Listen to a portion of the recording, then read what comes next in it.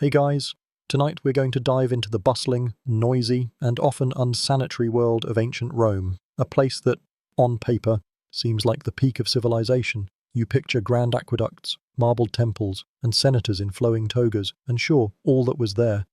But what if I told you that the reality of daily life was, well, a little less glamorous?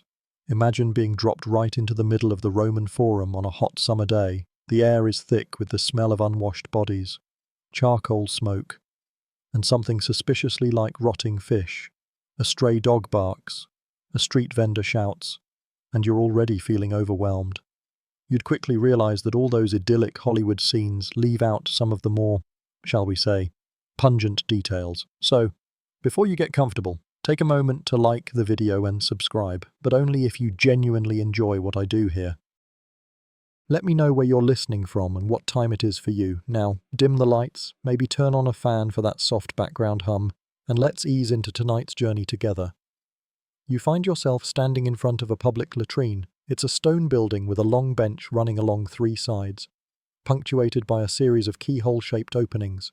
A small channel of water flows steadily at your feet, but it's not for flushing, it's to rinse the sponge stick. Yes, the sponge stick. This is where your journey into the less than hygienic world of Roman daily life truly begins. There's no privacy here. You're sitting shoulder to shoulder with strangers, some of whom are loudly discussing the latest gladiatorial games or gossiping about a neighbor's new toga. This wasn't just a place to go. It was a social hub. Think of it as the original water cooler, just with a lot more, well, you get the picture. Historians still argue whether the sponge sticks were communal or if each person brought their own. But either way, the prospect is pretty grim. The sponge, attached to a long stick, was used for personal cleaning. Afterward, you'd dunk it back into the running water channel for the next person. A little light. Gentle sarcasm here. It's the very definition of a sharing is caring society, isn't it? The Romans were masters of engineering, building magnificent aqueducts that brought fresh water into the cities. But their understanding of germs and sanitation was, to be kind, rudimentary. The constant flow of water was great for carrying waste away, but it also meant that diseases could spread easily from person to person. A mainstream historical fact is that the Romans' impressive sewer system, the Cloaca Maxima, was a marvel of engineering that drained waste from the city. But the quirky, fringe tidbit is that people often threw garbage, and sometimes even their dead, into the same system, creating blockages and unsanitary conditions. It's a stark contrast, isn't it? A city that built incredible monuments and complex infrastructure, yet didn't quite grasp the concept of personal hygiene in the way we do today. You probably wouldn't survive a day here without catching some sort of stomach bug. The smells, the lack of privacy, and the sheer audacity of the communal sponge would be enough to make anyone yearn for the solitude of a modern bathroom. As you step out of the latrine, you can feel the gritty dust on your skin and the oppressive heat of the Roman sun. A vendor passes by, offering what looks like a honey-soaked pastry, and you're suddenly struck by a new challenge. What exactly is dinner going to be? You've only been here for a few minutes, but already the comforts of home seem a million miles away. You're in a world where the most basic human functions are a public spectacle, and where the very tools of hygiene could be a source of sickness. It's a sensory overload, and you haven't even had breakfast yet. It's a humbling thought, isn't it? That all that Roman grandeur was built on a foundation of, let's just say, creative sanitation solutions. And so, your first lesson in ancient Roman life is complete. Forget what you know about personal space. And for goodness sake, don't touch the communal sponge as you leave the latrine behind. The scent of the city shifts, but not necessarily for the better. Now, you're enveloped by the aroma of a thermopolium, a Roman fast food stand. It's a bit like a modern takeout window. But the offerings are different. You peer over a stone counter, a bit grimy from the hands of countless customers, and see large earthenware pots, called dolia, embedded in the counter. They are filled with various foods kept warm, or at least tepid, over a charcoal fire. The smells are a heady mix of spiced legumes, garum, and something unidentifiable that's been stewing for a while. You're starving, but you're also a little suspicious. What exactly are you about to eat? The Roman diet, for the average citizen, was a far cry from the lavish feasts you see in movies. Your staple would be pulse, a thick porridge made of emmer wheat, water, and salt. Think of it as the historical equivalent of gruel, filling, cheap, and utterly boring. You could spruce it up with some vegetables if you were lucky, or maybe a dash of olive oil. But it was the foundation of your caloric intake. However, at a thermopolium, you have a few more options. You might be offered a small, flatbread-like bun, perhaps some cooked lentils, or even a piece of sausage. But the true star of Roman cuisine, and something you'd encounter everywhere, is garum. This isn't just a sauce, it's a way of life.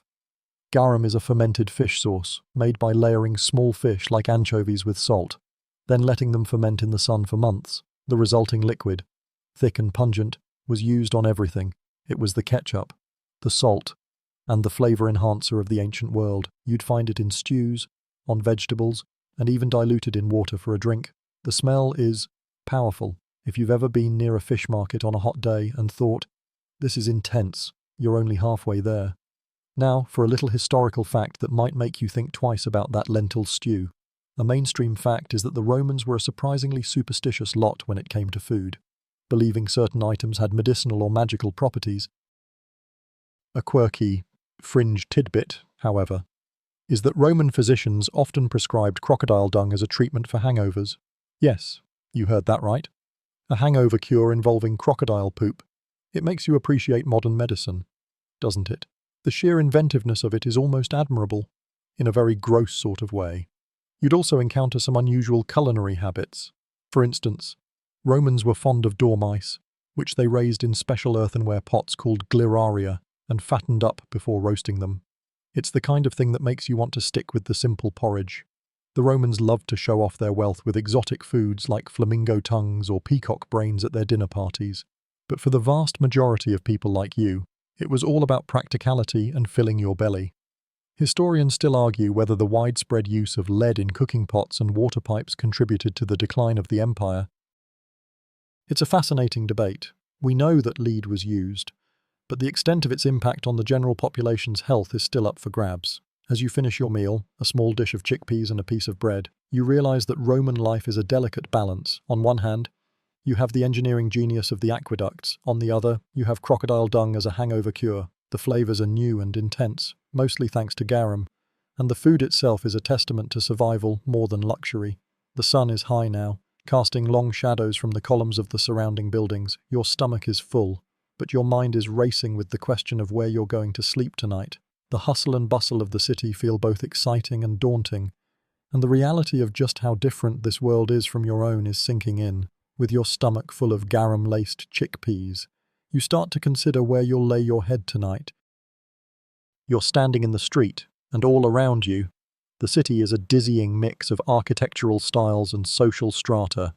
On one side, you see a majestic, sprawling stone building. Its facade is decorated with intricate carvings, and the entryway is guarded by a heavy wooden door. This, you correctly surmise, is a domus.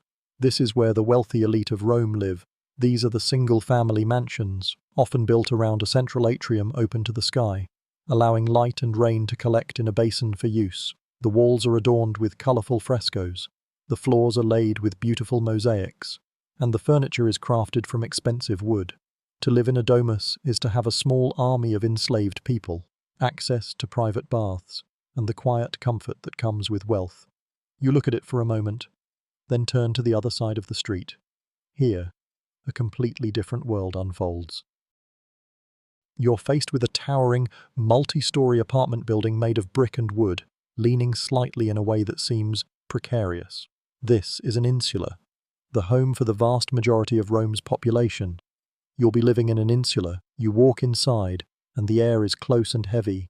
The first floor, the most desirable, is often occupied by shops or workshops, and sometimes a slightly more spacious apartment. But as you climb the narrow, winding wooden stairs, the quality and safety of the apartments plummet. The upper floors are fire traps, prone to collapse, and lack any kind of running water. You'll be living on the 4th or 5th floor. Your apartment is a single room, maybe 100 square feet, with a small window that lets in little light and even less fresh air. You share a single, communal latrine on the ground floor with dozens, maybe hundreds, of other residents. A mainstream historical fact is that the insulae were notorious for being unstable and dangerous. Fires were a constant, terrifying threat due to the extensive use of wood and the many open-flame cooking fires inside. A quirky, fringe tidbit is that Roman law actually tried to regulate the height of these buildings to prevent them from becoming too unstable, but these laws were often ignored or simply not enforced. The Emperor Augustus set a height limit of 70 feet, and later emperors reduced it even further, but they often grew much taller. Imagine living in a building that could collapse at any moment, and your only source of light is an oil lamp that could set the entire structure ablaze. It's a bit like living in a Jenga tower, but with much higher stakes and a lot more people. Historians still argue whether the insulae were a direct result of urban overcrowding or a clever way for landlords to maximize profits. It's likely a mix of both. The city of Rome was massive, with over 1 million inhabitants at its peak, and not everyone could afford a domus. Insulae were a practical, if dangerous, solution to a housing crisis. They were built quickly and cheaply, often by unscrupulous contractors, and the rents were still high enough to make a profit.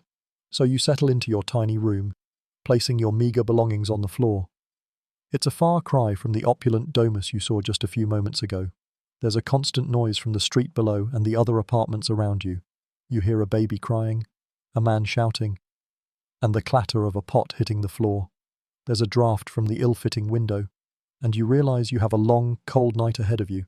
It's a powerful reminder that while the Romans built an empire of incredible grandeur, for the average person, life was often about simple survival in cramped, uncomfortable conditions. After a long and sleepless night in your cramped insula, the morning light struggles to penetrate the grime on your small window. As you make your way down the creaky wooden stairs and out onto the street, you're immediately struck by the sheer volume of humanity. The city is a bustling organism, and as you try to navigate the crowded thoroughfare, you notice something that makes you freeze in your tracks. 2 Roman citizens are arguing loudly, and a crowd has gathered. It seems one man has accused the other of stealing a small amount of money. Within moments, a local official, a lictor, arrives, a bundle of rods and an axe, known as a fasces, slung over his shoulder. The accused is immediately detained.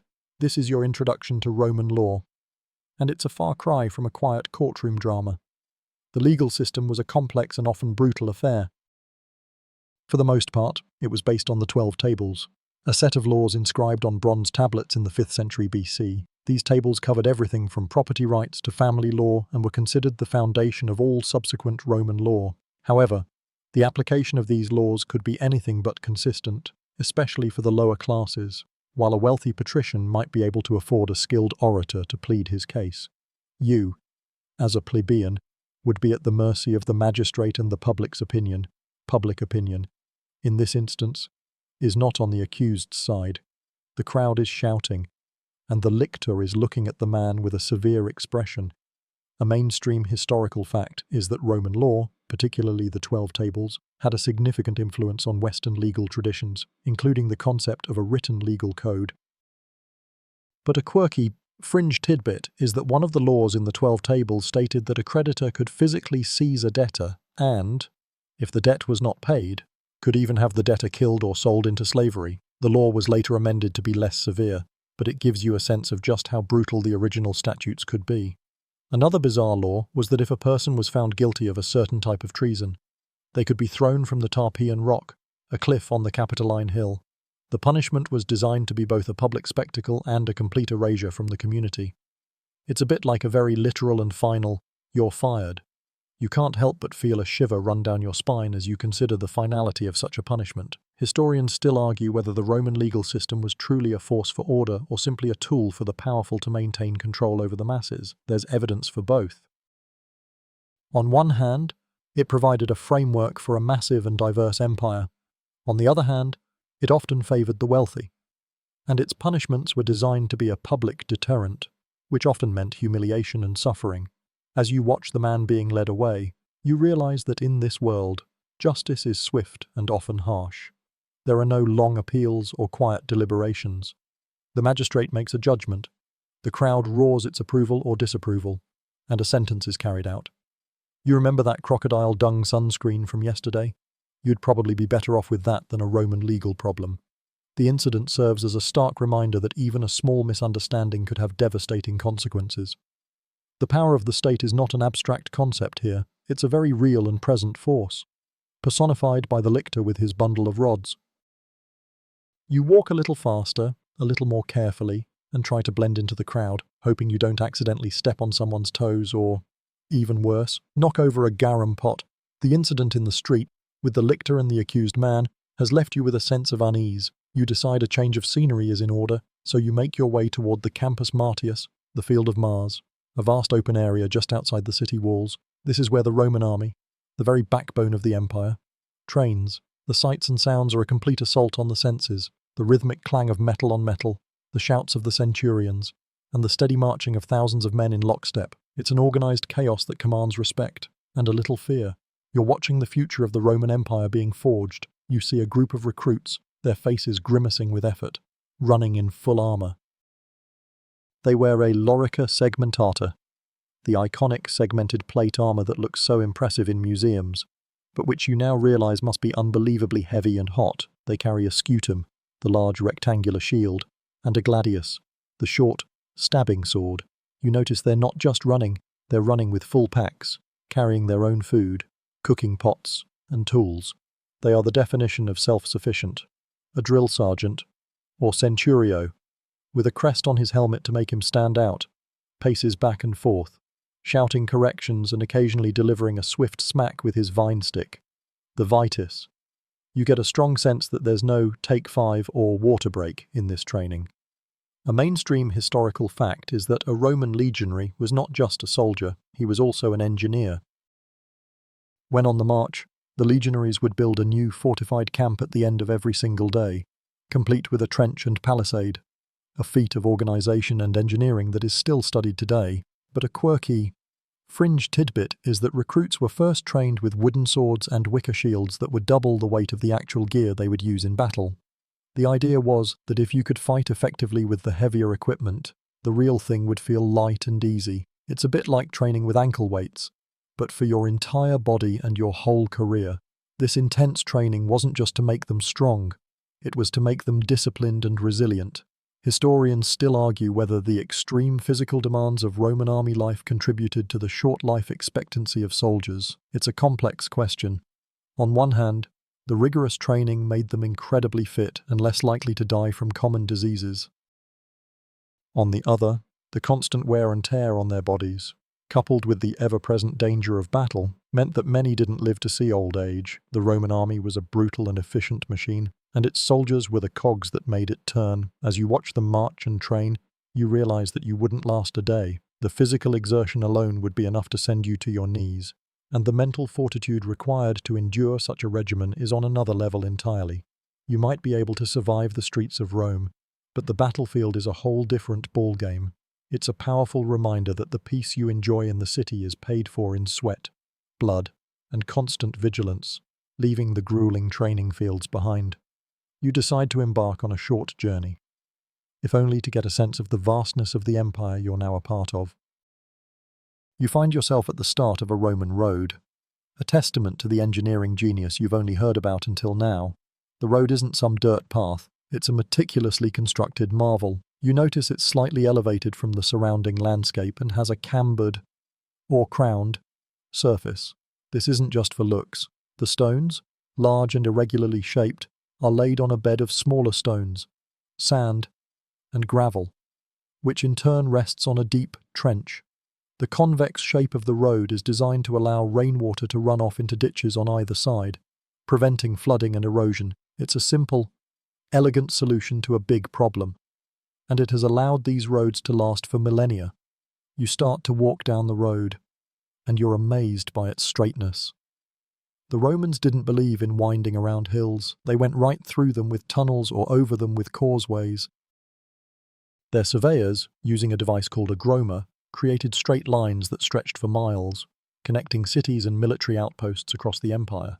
A mainstream historical fact is that this network of roads, which eventually spanned over 250,000 miles, was instrumental in allowing the Roman army to move quickly and efficiently, cementing their control over conquered territories. But a quirky, fringe tidbit is that the Romans were the first to implement mile markers, or milestones, along their roads. These stones, called miliaria, not only marked the distance to the next major city, but also often included the name of the emperor who commissioned or repaired the road, serving as a form of political advertisement. It's a bit like a modern billboard, but a lot more durable and a lot less annoying. Historians still argue whether the primary purpose of the Roman road network was for military use or for economic trade.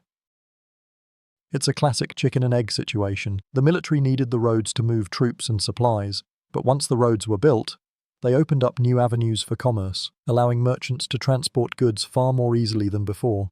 As you walk, you see both.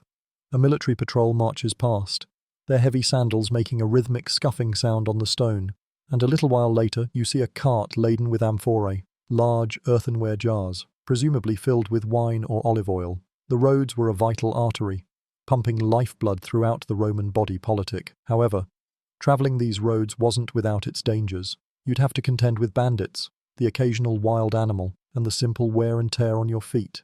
There's no soft asphalt here. Every step on the stone is a hard thud, and you can already feel your feet protesting. You also realise that the roads, while a marvel, are also a tool of control.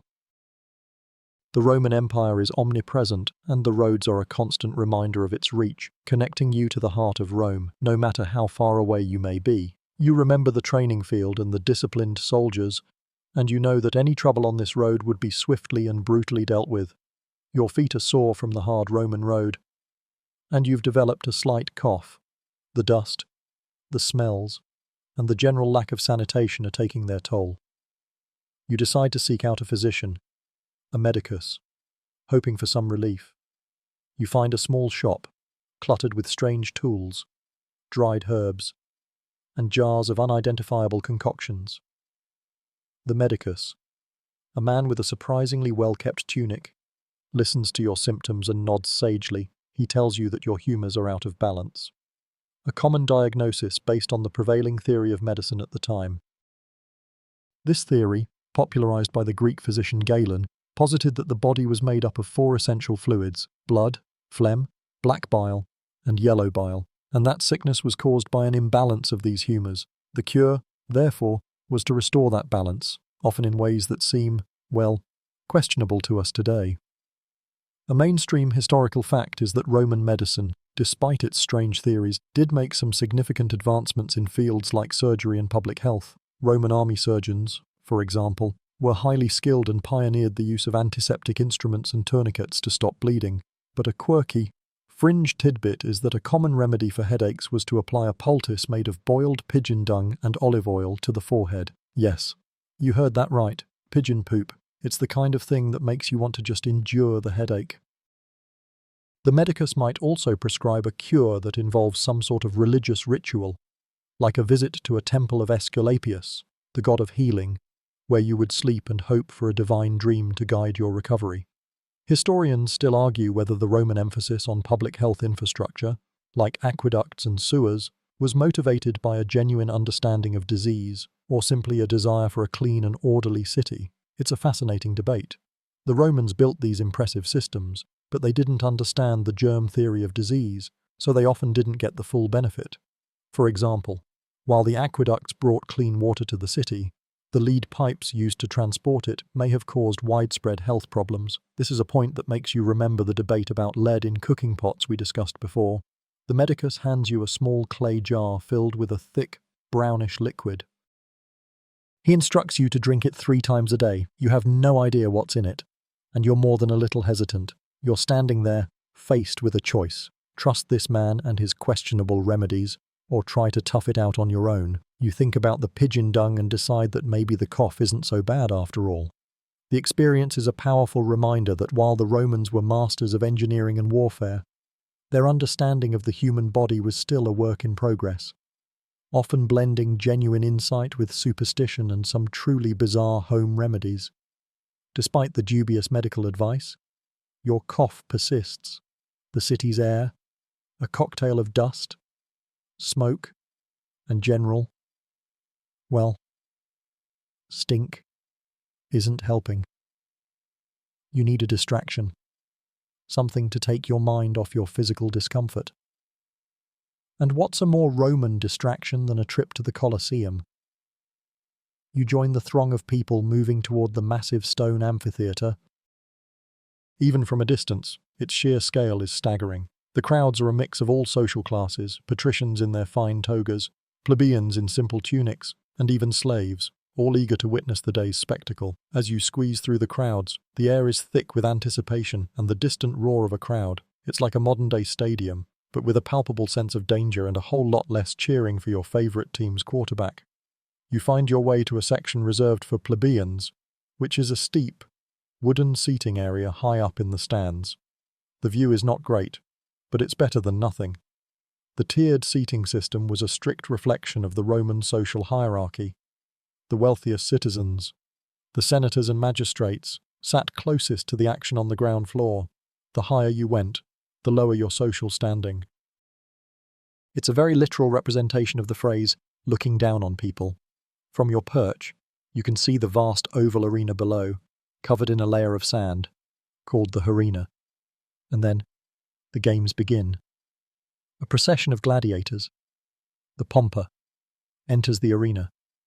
They are a mix of men, some with heavy armour, some with almost none. They march to the centre and offer a salute to the emperor, if he is present, shouting, Ave Imperator, morituri te salutant. A mainstream historical fact is that gladiatorial games were a form of public entertainment used by emperors to gain favour with the populace, often subsidised by the state to keep the people happy and distracted from political problems. This is the origin of the phrase, bread and circuses. But a quirky, fringe tidbit is that not all gladiators were enslaved people or prisoners of war. Some free Roman citizens voluntarily signed up to be gladiators, often to escape debt or to gain fame and fortune. They were a bit like ancient celebrities, with their own fan followings, endorsements, and even action figures, oil lamps and statuettes. It's a strange mix of celebrity culture and ultimate danger, isn't it? These voluntary gladiators had a chance to earn a good living, but at a very high risk. Historians still argue whether the bloodthirsty nature of the games was a reflection of Roman society's brutality or a controlled outlet for violence that actually helped maintain civil order. There are strong arguments on both sides. Some scholars point to the games as a clear sign of a cruel and desensitized culture, while others argue that they served a purpose by channeling the public's aggressive impulses into a ritualized and contained spectacle. The first match begins. A clash of steel and a roar from the crowd. You watch, horrified yet mesmerized. You see a man with a large shield and short sword, a murmillo, face off against a man with a net and a trident, a retiarius.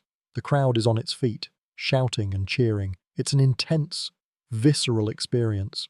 And you realize that a visit to the Colosseum is not just a form of entertainment, it's a form of indoctrination. It reinforces the power of the state, the importance of bravery, and the cheapness of life. You're left with a sense of awe at the spectacle and a deep unease about the cost. The spectacle in the Colosseum was a visceral experience. But now that it's over, you're back on the street, and a new observation captures your attention. It's the clothes. You're surrounded by a sea of togas and tunics, but you realize they're not all the same. In fact, a person's clothing is a walking billboard for their social status. A high-ranking senator, a patrician, walks by in a pristine, brilliantly white toga with a broad purple stripe, or latus clavus, running down the front. The fabric is fine linen or wool, carefully draped in a complex, multi-layered fashion that would be impossible to achieve without help. The purple dye, or purpura, was incredibly expensive, made from a species of sea snail, and its use was strictly regulated. It's a clear sign of wealth and political power, a garment that screams, I am important, and you are not. You, on the other hand, are wearing a simple, knee-length tunic, probably made of undyed wool. It's practical, comfortable, and a clear indicator that you're a commoner, a plebeian. You notice other men in tunics with a much narrower purple stripe, the angustus clavus, which signifies that they are of the equestrian class, just below the senators in social standing, and then there are the women. Their clothing is less about class distinction and more about marital status. Married women wear a stola, a long, sleeveless dress worn over a tunic, and a palla, a large shawl draped over their head and shoulders when they leave the house. Unmarried women might wear a simple tunic, much like the men. A mainstream historical fact is that the toga was the official garment of Roman citizenship, and only citizens were allowed to wear it. It was a powerful symbol of identity, but a quirky, fringe tidbit is that wearing a toga was not a very practical choice for daily life. It was heavy, cumbersome, and prone to snagging for everyday tasks. Most people, including many citizens, opted for the much more comfortable tunic. The toga was often reserved for formal occasions, like visiting the forum or attending a public ceremony. It's a bit like wearing a formal suit every day, a choice that looks great in a statue but is a bit of a pain in real life. It's also worth noting that if you were a foreigner or a non-citizen, you would be immediately identified by your lack of a toga. And if you were a Roman citizen caught without one in public on a formal occasion, it was a source of great shame. Historians still argue whether the strict dress codes were a tool of social control or a natural reflection of a highly stratified society. It's a matter of debate. The rules certainly made it easy to tell a person's social standing at a glance, but they also reinforced the class distinctions, making social mobility even harder. As you walk through the streets, you realize that your clothing isn't just fabric, it's a statement. It tells everyone who you are, what you're worth, and what your place is in the Roman world. You notice the stares of the patricians. A quick glance that dismisses you as a commoner. There's a certain power in that anonymity, but also a sense of being invisible. The weight of your simple tunic feels heavier now, not because of the fabric, but because of the social burden it carries. You're a part of the city, but you're not one of its movers and shakers. Your clothes make that abundantly clear. The constant noise and the oppressive heat of the city are wearing you down. You're feeling sticky and a little grimy, and the memory of the communal sponge stick from Section 1 is still haunting you. You decide a visit to the Roman bathhouse is in order, a place that promised cleanliness and relaxation, but you're about to discover it's so much more. You pay the small entrance fee, a quadrans, and step inside. The air is warm and humid, filled with the sounds of splashing water, gossip, and the loud, rhythmic thud of a ball being hit against a wall. This isn't just a place to wash up, it's the social centre of Roman life. It's the gym, the spa, the community centre, and the town hall, all rolled into one steamy, marble-lined building. The first room you enter is the appetiterium, the changing room. Here, you strip off your tunic and are handed a small cloth to wear. You hand your belongings to a slave, a capsarius, who will guard them while you bathe. You notice that some of the richer patrons have brought their own slaves to do this for them.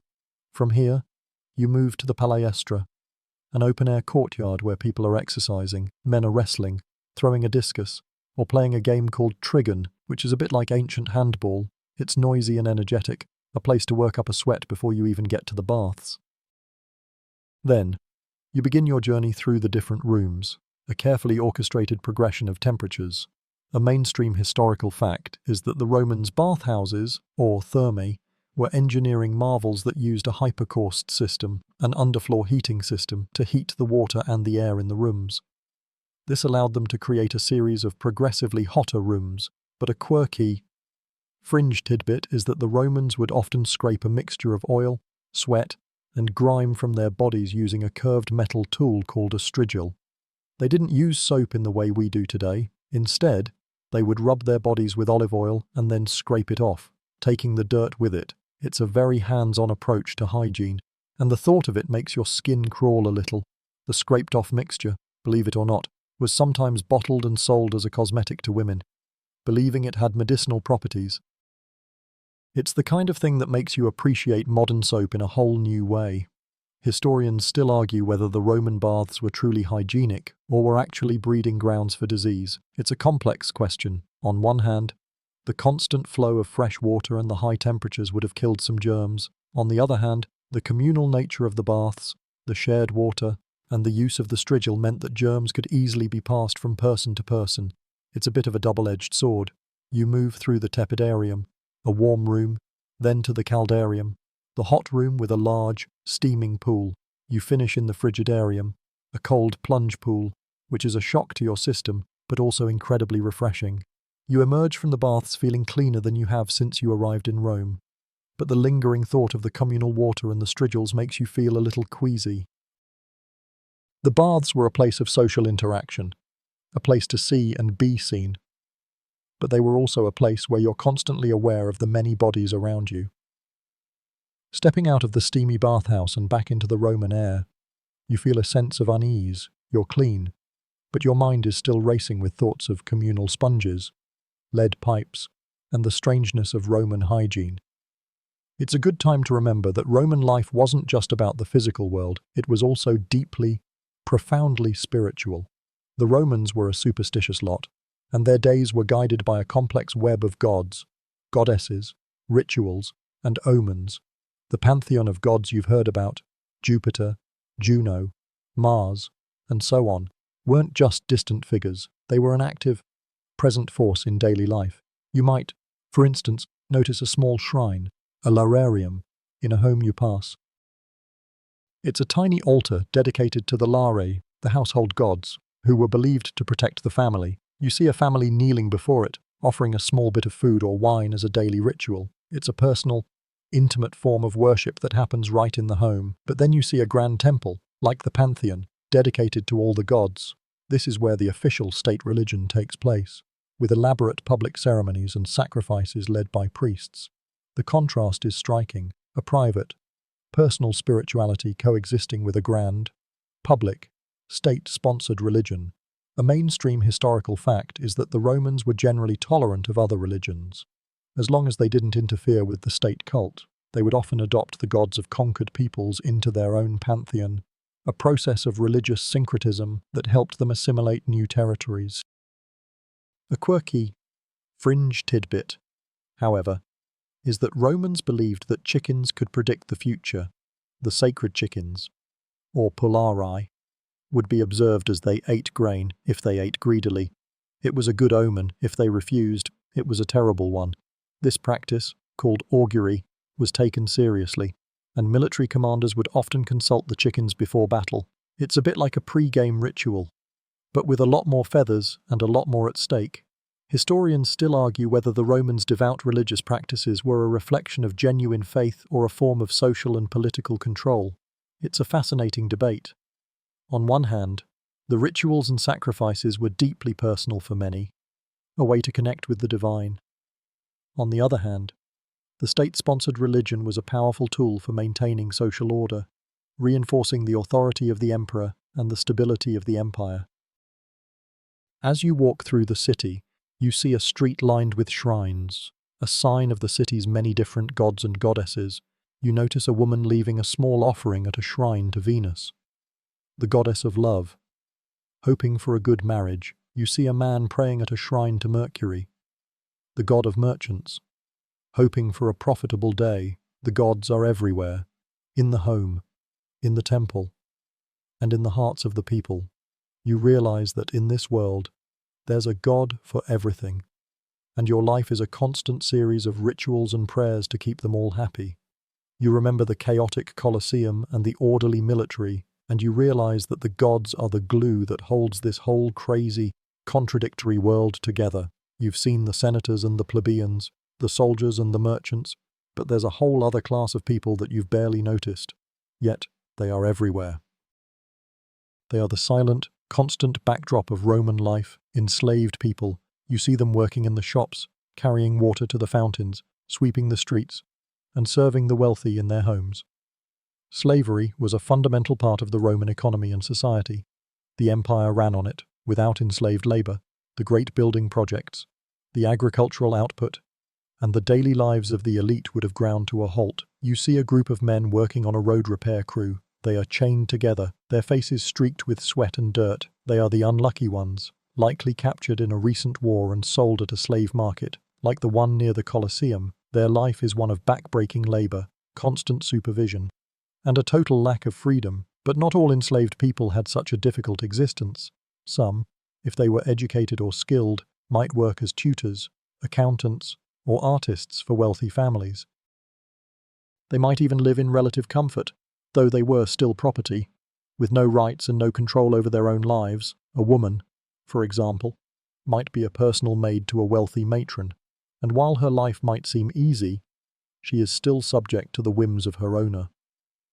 A mainstream historical fact is that enslaved people could, and often did, gain their freedom. A process called manumission. They could be freed by their owners as a reward for service, through a will after the owner's death, or by purchasing their own freedom. A freed enslaved person, or freedman, was not a full citizen but had many of the same rights and could even become wealthy and influential. But a quirky, fringe tidbit is that Romans believed the ghost of a murdered enslaved person would haunt their murderers, so they had a ritual to appease their spirits. They would sacrifice a black pig to a vengeful deity of the underworld, hoping to prevent the ghost from returning. It's a fascinating look into the Roman psyche, a society that could be both incredibly brutal and deeply superstitious about the consequences of that brutality. Historians still argue whether the Roman economy was truly dependent on enslaved labor, or if it was more a matter of social status. It's a complex and ongoing debate. On one hand, the sheer number of enslaved people suggests that they were essential to the economy. On the other hand, a lot of the work done by enslaved people could have been done by free laborers, suggesting that having enslaved people was more a sign of wealth and prestige than an economic necessity. As you walk through the city, you see a small boy, perhaps a few years younger than yourself, carrying a large water jug, his face a picture of exhaustion. He's a stark reminder that while some enslaved people had better lives than others, they all lived under the constant threat of a master's wrath and the total absence of a future they could call their own. You see a chain of men, their heads bowed, marching to a field, and you realize that the grandeur of Rome is built on a foundation of human suffering. After witnessing the stark reality of slavery, you find yourself reflecting on the nature of Roman society, and you realize that its structure is a lot more complex and rigid than you first thought. This brings you back to the most fundamental unit of that society, the family, or familia. But the Roman family wasn't like a modern one. It was a hierarchical and patriarchal system, dominated by one figure, the paterfamilias. He was the father of the family, and his power was absolute. He had the power of life and death over every member of his household, his wife, his children, and his enslaved people. This power, known as patria potestas, was one of the most defining features of Roman social life. It was a legal and social construct that gave him the right to sell his children into slavery, to have them executed, or to disown them.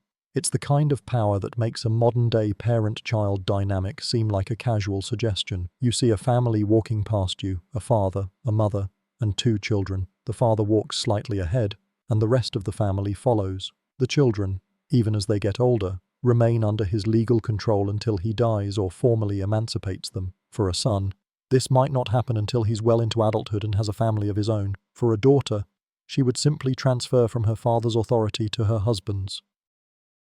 A wife, depending on the type of marriage, might also remain under her father's control, or she might come under her husband's. It's a system designed to ensure that a man's power and property remain within his family line.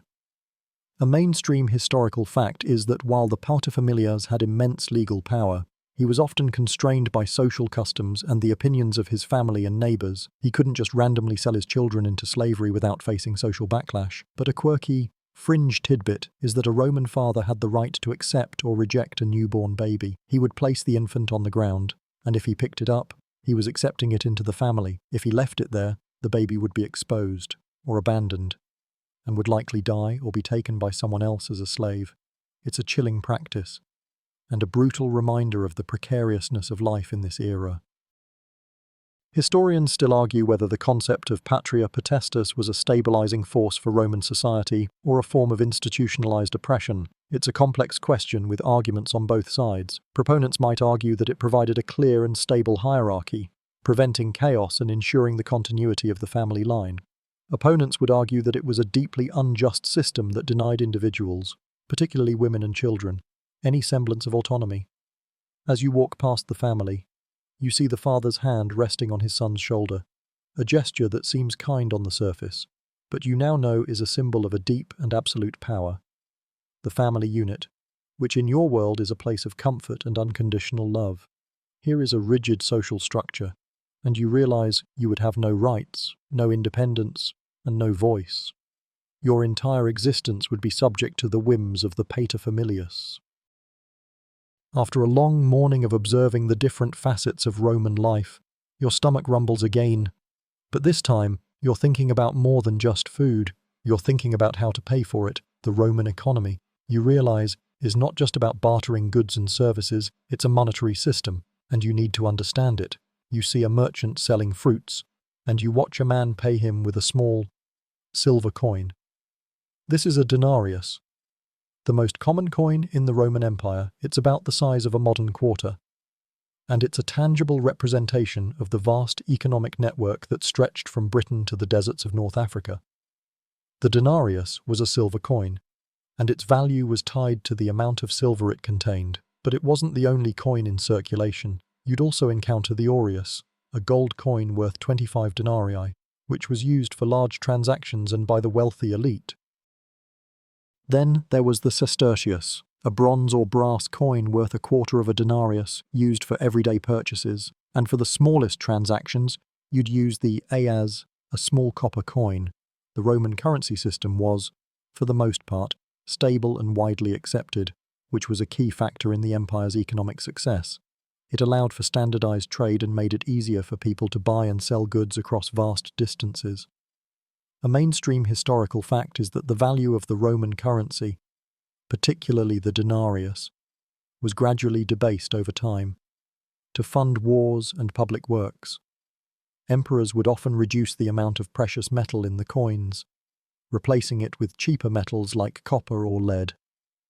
But a quirky, fringe tidbit is that the Romans were very superstitious about money. They would often put a coin in the mouth of a deceased person before burial, a practice known as carens obol, to pay the ferryman who would take their soul across the river Styx to the underworld. It's a fascinating blend of practicality and superstition. The coin wasn't just a medium of exchange, it was a passport to the afterlife. Historians still argue whether the debasement of the currency was a cause or a symptom of the Roman Empire's economic problems. It's a complex debate. Some argue that it led to inflation and a loss of public trust in the currency, which weakened the economy. Others argue that it was a necessary measure to deal with a shrinking supply of precious metals and a growing demand for money. As you stand there, holding your own small handful of sestertii, you realize that your money is more than just a means to an end. It's a piece of Roman history, a symbol of the empire's power, and a passport to a place in the afterlife. The clinking of the coins in your hand is a constant reminder that in this world, everything has a price, and even your soul isn't free. With a few coins now jingling in your pouch, you decide to head to the heart of the city, the Roman Forum. This isn't just one building, but a sprawling complex of temples, basilicas, and monuments, all jostling for space in a valley between the Capitoline and Palatine hills. The air here is a mix of the usual street smells, but also the sharp, metallic tang of ambition and power. This is where Rome's political, legal, and commercial life converged. It's the ultimate show of force, a place designed to make you feel both a part of something grand and incredibly small at the same time. As you enter, you're hit with a sensory overload. Orators are shouting from the steps of the rostra, a platform decorated with the bronze prows of captured enemy ships trying to sway the crowds. Senators, in their distinctive togas, are huddling in groups, whispering political secrets. Merchants are hawking their wares from temporary stalls. You see a legal case being heard in the open, with the defendant pleading his case to a judge. This is the melting pot of the Roman world, a place where fortunes are made and lost, where reputations are built and destroyed, and where the future of the empire is decided. A mainstream historical fact is that the Forum was not just a single marketplace, but a collection of spaces that evolved over centuries. It was the site of gladiatorial games before the Colosseum was built, and it was where public speeches and criminal trials were held. But a quirky, fringe tidbit is that the Romans believed a curse could be placed on someone by writing their name on a lead tablet and rolling it up before placing it in the Forum's sewers or a grave. These cursed tablets or defixiones have been found by archaeologists, and they provide a fascinating glimpse into the more vengeful and superstitious side of Roman life. It's the ancient equivalent of subtweeting someone, but with a lot more lead and a lot more intent to cause harm. Historians still argue whether the Forum's open and public nature was a genuine expression of democracy or a carefully staged spectacle designed to give the illusion of public participation. It's a key debate. On one hand, citizens could, in theory, attend assemblies and vote on laws.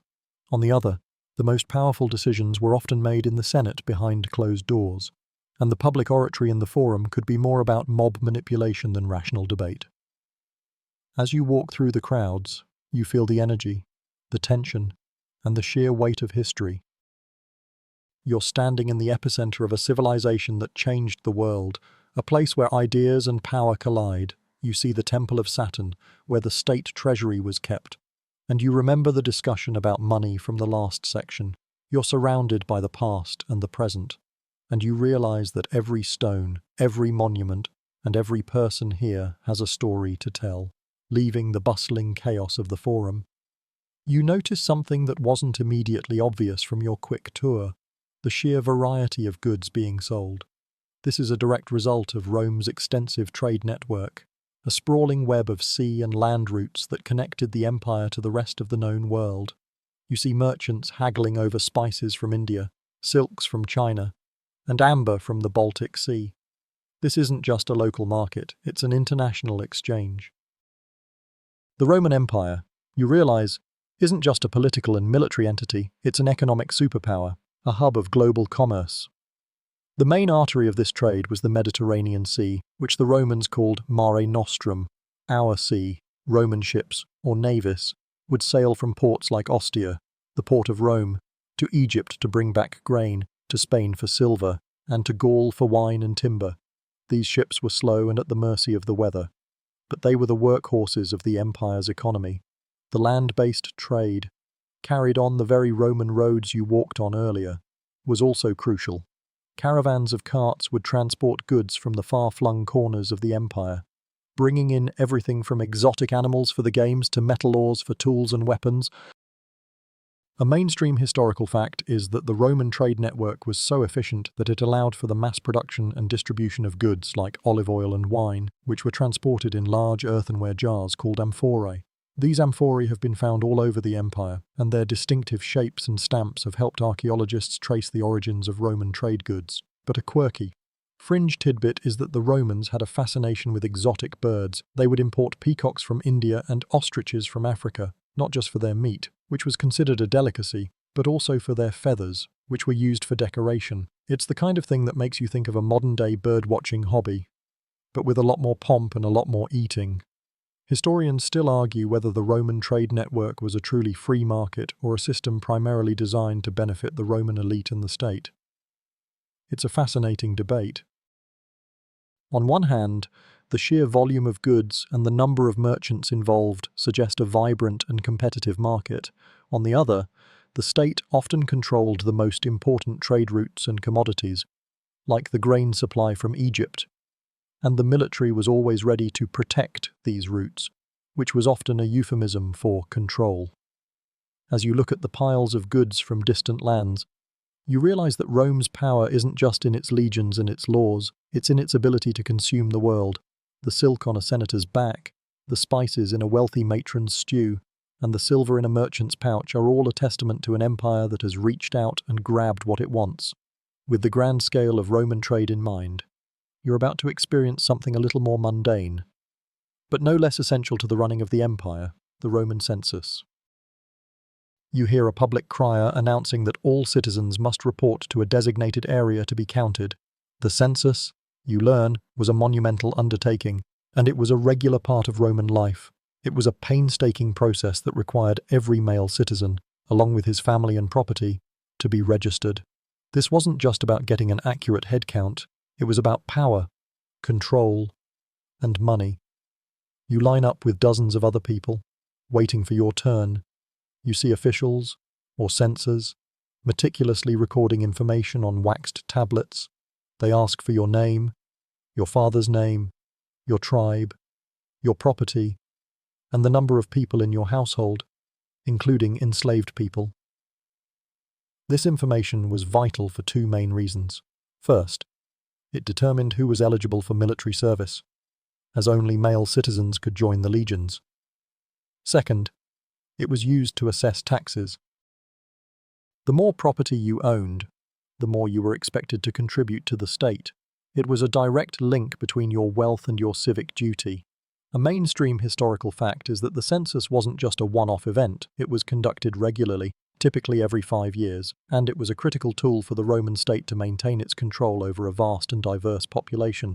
But a quirky, fringe tidbit is that the Roman census was sometimes so slow and inefficient that the censors would have to take extraordinary measures to complete it. In some cases, they would threaten citizens with fines or even public shaming if they failed to report. It's the ancient equivalent of a government agency with a looming deadline, but with a lot more public humiliation on the line. Historians still argue whether the Roman census was a fair and equitable system or a tool of oppression. It's a complex debate. On one hand, it provided a clear and transparent way to determine taxes and military service, which helped to ensure the stability of the state. On the other hand, it often failed to account for the poor and marginalized, who were often overlooked or intentionally excluded, and it gave the state immense power to monitor and control its citizens. As you finally step up to the census table, you feel a mix of pride and apprehension. You are a citizen, a part of this great empire, but you're also just a number, a data point in a vast and impersonal system. The act of being counted is a powerful reminder that in Rome, your identity is not your own. It belongs, in part, to the state. You've been counted, assessed, and recorded. It's a sobering feeling, and it brings to mind the future of your hypothetical children. What kind of life would they have? Where would they go to school? You decide to seek out a Roman school to get a sense of what a Roman education was like. You find a small room, or a rented space in a portico, filled with a few students of various ages and a single teacher, a literator. The scene is not what you might expect. There are no fancy desks or blackboards. The students are sitting on stools, and their writing materials are waxed tablets and styluses. It's a very simple setup. A far cry from the schoolrooms of today. The curriculum is just as simple. At least at this primary level. The students are learning the basics, reading, writing, and arithmetic. The teaching methods are harsh and repetitive. The students are required to memorize their lessons, and discipline is enforced with a cane or a whip. It's not a place for gentle encouragement. It's a place for strict, rote learning. You watch as a small boy recites a passage from a Roman poet, and when he stumbles, the teacher gives him a sharp rap on the hand. There are no two-way conversations, no Socratic method. The teacher speaks, and the students repeat. A mainstream historical fact is that Roman education was highly focused on rhetoric, the art of public speaking. For a wealthy Roman boy, a good education was a pathway to a career in law or politics, but a quirky, fringe tidbit is that the Roman alphabet had no lowercase letters. All writing, whether on a waxed tablet or a monumental inscription, was in capital letters. It's the kind of thing that would make a modern typographer's head spin. So, when you see a Roman inscription, you're not looking at a special font, you're looking at their everyday writing style. Historians still argue whether the Roman emphasis on rote memorization and harsh discipline was an effective way to educate children or if it stifled creativity and critical thinking. It's a debate that still resonates today. On one hand, it produced some of the greatest orators and legal minds in history. On the other, it left little room for individual expression or innovative thought. As you watch the students, you realize that your children would not have the luxury of a gentle education. They would be pushed, prodded, and punished into learning. The system is designed to produce citizens who can read, write, and, most importantly, fit into the rigid social structure of Rome. The sound of the boy's strained voice reciting his lesson is a powerful reminder that in this world, education is not a journey of self-discovery, it's a tool for survival. The schoolroom and its strict rules are a stark contrast to the vast, open spaces of the countryside, and after a short time, you find yourself wanting to escape the city's confines. You take a walk out into the surrounding landscape, and you're immediately struck by the organized beauty of the Roman farmlands. This isn't just a random collection of fields, it's a meticulously planned system of agriculture that fed a massive empire. The fields are laid out in a grid pattern, a practice known as centuriation, where the land was divided into a perfect chessboard of squares. This wasn't just for aesthetics, it was a practical way to survey land, distribute it to veterans, and ensure that every plot was properly documented for tax purposes. You see a farmer ploughing his field with an ox-drawn plough, a sight that hasn't changed much in centuries. The Romans, while not always inventing new agricultural techniques, were masters of improving and disseminating existing ones. They perfected the art of crop rotation, planting different crops in the same field in successive seasons to preserve the soil's fertility. The main crops you'd see are wheat and barley. The staples that made up the pulse you ate on your first day. You'd also see vineyards, olive groves, and orchards, all producing the food and drink that fueled the empire. A mainstream historical fact is that Roman agriculture was highly productive, thanks in large part to the use of enslaved labor on large estates, or latifundia. These massive farms, owned by the wealthy elite, were often worked by hundreds of enslaved people, allowing for a scale of production that would be impossible with free labor alone. But a quirky, fringe tidbit is that the Romans believed that certain phases of the moon were more auspicious for planting and harvesting. A farmer might consult a calendar to determine the best time to sow his seeds, believing that the lunar cycle had a direct impact on the success of his crops. It's a fascinating blend of practical knowledge and superstition. A little bit like a modern farmer checking a weather app and also having a lucky rabbit's foot in his pocket. Historians still argue whether the Roman emphasis on large-scale, enslaved labor-based farming ultimately harmed the small, independent farmer. It's a complex and long-standing debate. On one hand, the massive latifundia produced a surplus of food that kept the city fed and prices low. On the other, the competition from these large estates often drove small farmers out of business, forcing them to sell their land and move to the city, swelling the ranks of the urban poor. As you watch the sun set over the perfectly manicured fields, you realize that the food on your table is a product of a vast and often brutal system. The quiet beauty of the countryside masks the intense labor and economic pressures that are at the heart of the Roman agricultural machine. After a long day in the countryside, the return to the city brings with it a different kind of bustle. It's the kind of joyous, noisy, and chaotic energy that can only mean one thing: a festival. The Roman calendar was not a simple 365-day affair. It was a complex tapestry of holidays, feasts, and public games that punctuated the year. You see banners and garlands decorating the streets, and the air is filled with the sound of music and laughter. This is a day off from the usual grind, a day to honor the gods and celebrate the community. The Roman calendar was packed with festivals. A mainstream historical fact is that these festivals, known as feriae, were often dedicated to a specific deity and could last for several days. One of the most famous was the Saturnalia, a winter festival dedicated to the god Saturn. During this time, the social order was turned upside down, enslaved people were served by their masters, gambling was permitted in public, and the city was filled with feasting and revelry. It was a time to let loose and forget the rigid social hierarchy that governed everyday life. It's a bit like a modern-day holiday season, but with a lot more role reversal and a lot more public drinking. But there was a quirky, fringe tidbit about these festivals. The Romans believed that certain days, called dies nefasti, were unlucky and that no public business, including legal cases or voting, should be conducted on them. They were like the ancient equivalent of a Friday the 13th, but for the entire government. So, if a festival happened to fall on a dies nefastus, the public activities would be suspended. The Romans were also very specific about how these festivals should be conducted. A mistake in a ritual could be seen as an offense to the gods, and the entire festival would have to be started over. Historians still argue whether the proliferation of Roman festivals was a genuine expression of religious piety or a deliberate strategy by the state to keep the populace entertained and distracted from political discontent, echoing the bread and circuses idea. On one hand, the festivals were deeply important to the people, a chance to connect with their gods and their community.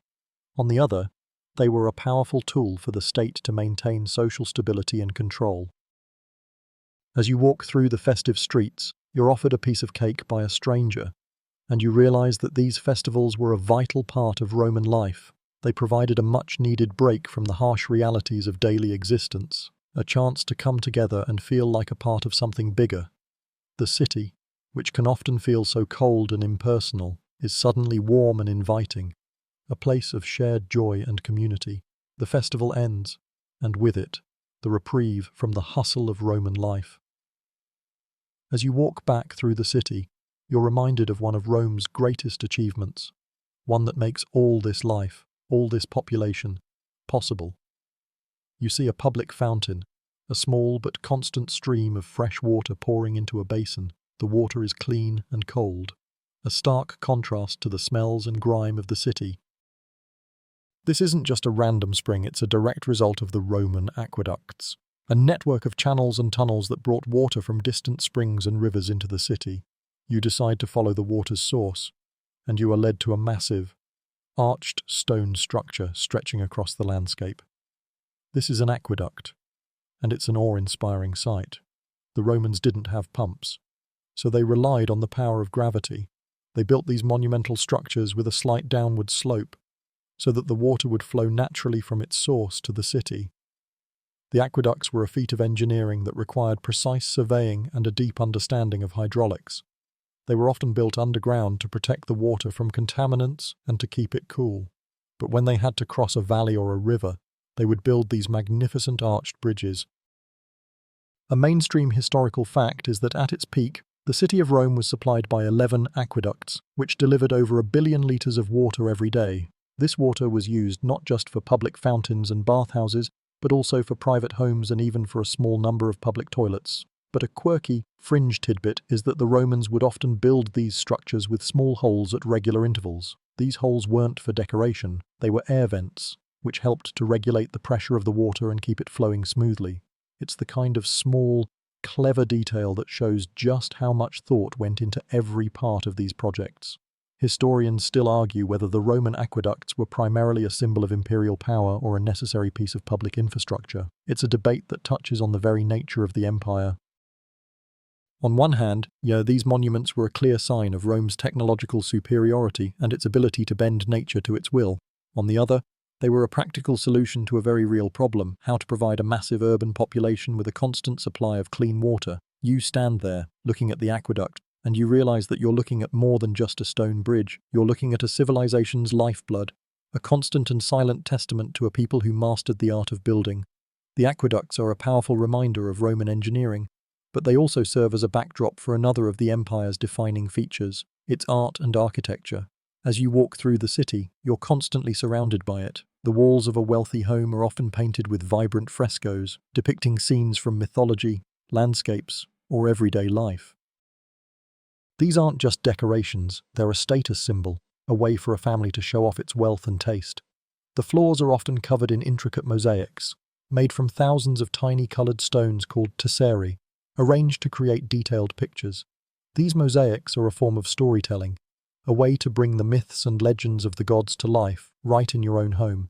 You also see the grand public buildings, the temples with their Corinthian columns, the basilicas with their massive vaulted ceilings, and the monumental arches, or triumphal arches, built to commemorate military victories. These buildings weren't just functional, they were designed to inspire awe and reinforce the power of the state. The Romans were masters of a new technology that made these large-scale buildings possible: concrete. They mixed volcanic ash, lime, and water to create a strong, durable, and versatile building material. This wasn't just a simple discovery, it was a revolution that allowed them to build structures that would have been impossible with stone alone.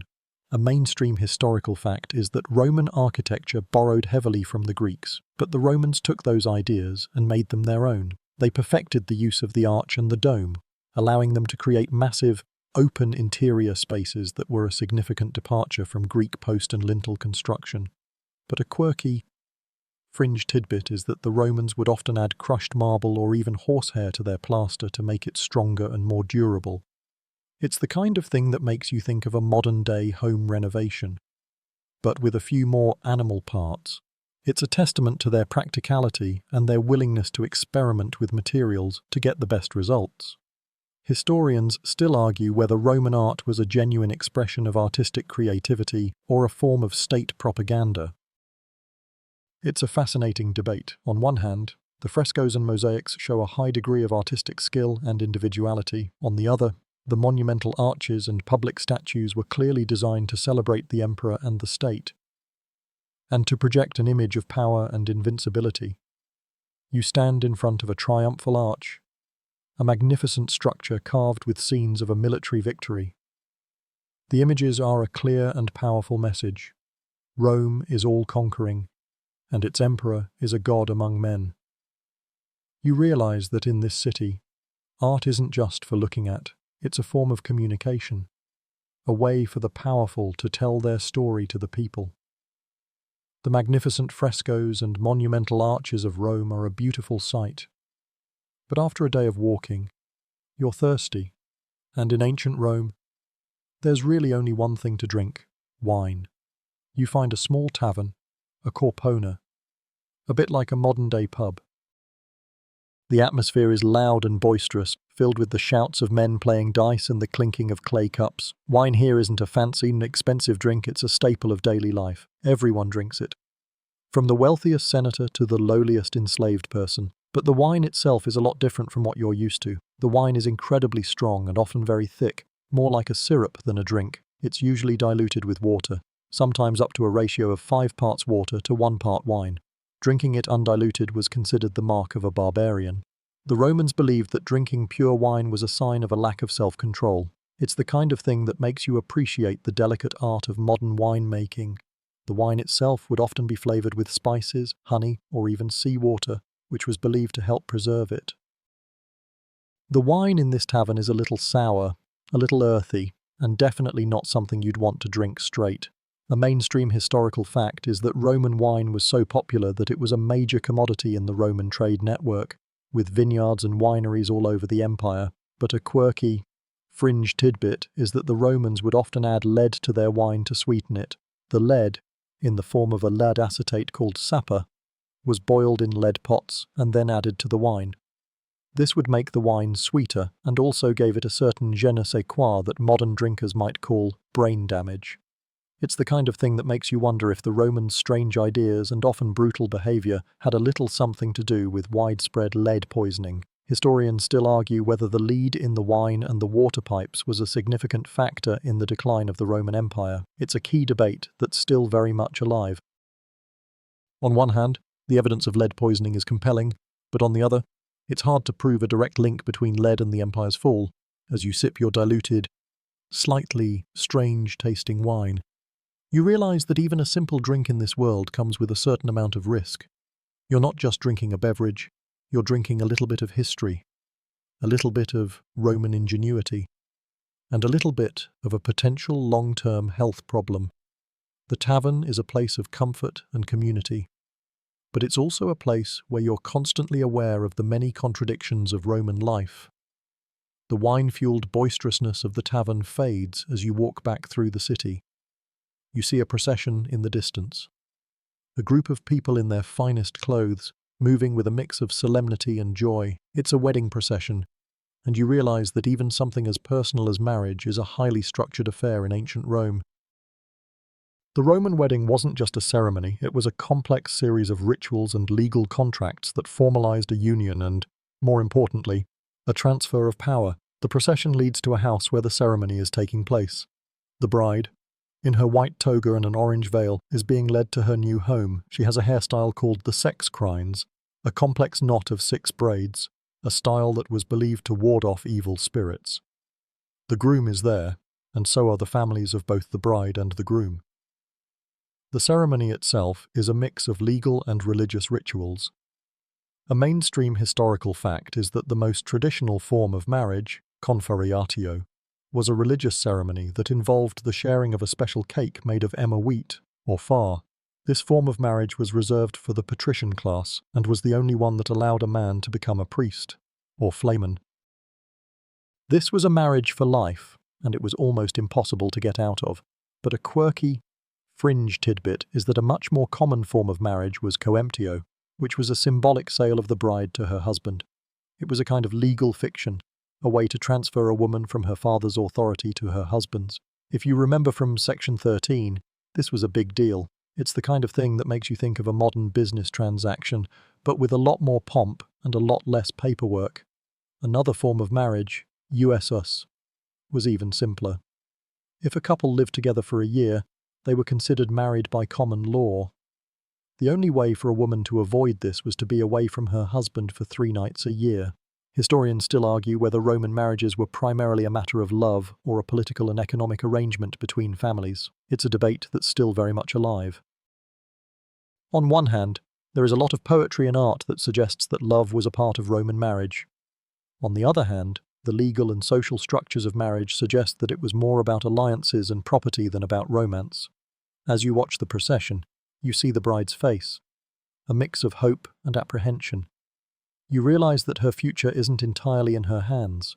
It's a product of her family's decisions and the strictures of Roman law. The wedding is a beautiful spectacle. But underneath the finery and the ceremony, it's a cold, hard legal contract. The wedding procession disappears down a side street, and you find yourself once again on a Roman road. But this time, you're not just walking.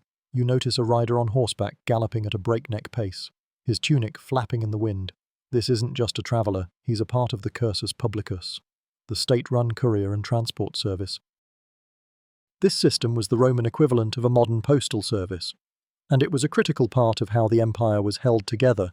It allowed emperors to send messages to governors in far-flung provinces, and it allowed officials to travel quickly and efficiently. The cursus publicus was a marvel of organization. It relied on a network of way stations, or mutationes, located at regular intervals along the major Roman roads. At each station, a rider could get a fresh horse, a new driver for his carriage, and a place to rest. This allowed for an incredible speed of travel. A message from Rome could reach a military outpost in Britain in a matter of weeks, a feat that would have been impossible without this system. You remember that crocodile dung sunscreen from way back in Section 2? It's a good reminder of how far the empire's influence and strange ideas could travel. A mainstream historical fact is that the cursus publicus was a massive undertaking that required a constant supply of horses, wagons, and personnel. The cost was immense, and it was one of the many reasons why the Roman tax system, which we discussed in Section 17, was so vital. But a quirky, fringe tidbit is that the cursus publicus was not for everyone. Only officials with a special warrant, or diploma, from the emperor could use the service. A private citizen, even a wealthy one, would have to rely on their own means of travel, which was a lot slower and a lot more dangerous. It's the kind of thing that makes you appreciate a modern-day express delivery service, but with a lot less bureaucracy and a lot more guaranteed arrival. Historians still argue whether the cursus publicus was a genuine public service or a tool for the emperor to maintain control over his subjects. It's a debate that's still very much alive. On one hand, it provided a vital service that allowed the empire to function. On the other, it gave the emperor a direct line of communication to his officials and spies, allowing him to bypass the Senate and other traditional power structures. As you watch the rider disappear into the distance, you realize that the road you're standing on isn't just for trade or travel. It's an extension of the emperor's will, a physical manifestation of his power. The courier's horse hooves fade into the distance, and you're left with a sense of the vastness of the empire and the speed at which it can communicate. But not all knowledge was meant to be galloped across the countryside. Some of it was carefully preserved, a silent testament to Roman intellectual life. You decide to find one of these places of quiet contemplation, a Roman library. You find a public library attached to a grand building, a quiet, almost sacred space. The air is filled with the smell of old parchment and cedarwood, and the light is soft, filtered through a small window. It's a place of hushed reverence, a stark contrast to the noisy, bustling streets of the city. The books here aren't what you're used to. They are not bound volumes with individual pages. They are scrolls, or volumina, made of papyrus or parchment. These scrolls are stored in wooden pigeonholes or in large chests, and they are carefully labelled with a small tag, or titulus, that tells you the title and the author. To read a scroll, you would unroll it with one hand and roll it up with the other, a slow and deliberate process. It's a very physical way of interacting with a text, and it's a powerful reminder that reading was a rare and precious skill. A mainstream historical fact is that Roman libraries, which were often founded by wealthy patrons or emperors, were a sign of civic pride and a way to display intellectual prowess. They were filled with works in both Latin and Greek, a testament to the influence of Greek culture on Roman thought. But a quirky, fringe tidbit is that the Romans would sometimes write on the back of scrolls, a practice known as opistography, to save money on expensive papyrus. It's the ancient equivalent of a modern-day student using the back of a piece of paper to take notes, but with a lot more historical significance and a lot less scribbling. Historians still argue whether Roman intellectual life was truly innovative or simply a reflection of Greek thought and ideas. It's a fascinating debate. On one hand, the Romans were masters of practical fields like engineering, law, and military strategy. On the other, a lot of their philosophy, literature, and art was heavily influenced by the Greeks. As you walk through the library, you see the scrolls of Cicero, Virgil, and Livy. You realize that you're surrounded by the accumulated knowledge of centuries, a treasure trove of stories, histories, and philosophies. This quiet space is a powerful reminder that while the Romans were a people of action, they were also a people of ideas. The quiet contemplation of the library is a welcome change, but as you step back out into the light, you're reminded that not all communication in ancient Rome was as formal as a scroll. In fact, some of the most candid and personal messages were written right on the walls of the city. You notice a wall of a building near the forum covered in scribbles, drawings, and short phrases. This isn't just random vandalism, it's Roman graffiti. The original social media. The graffiti here is a fascinating window into the lives of ordinary Romans. You see everything from political slogans to love letters, from insults to simple names and dates. A mainstream historical fact is that archaeologists have found a treasure trove of graffiti in the city of Pompeii, which was preserved by the volcanic ash. This graffiti gives us an unfiltered glimpse into the daily lives of its citizens, something that a formal historical text might not. But a quirky, fringe tidbit is that a lot of Roman graffiti was about gladiator matches. People would scrawl their favourite gladiator's name, along with a rating of his skill or a wish for his victory. It's the ancient equivalent of a fan posting a tweet about their favourite sports star. Historians still argue whether Roman graffiti was a genuine form of popular expression or a tool for the powerful to spread rumours and political propaganda. It's a key debate. On one hand, the graffiti is clearly the work of ordinary people, expressing their thoughts and feelings. On the other, a lot of the political graffiti is clearly well organised and may have been funded by a specific political faction.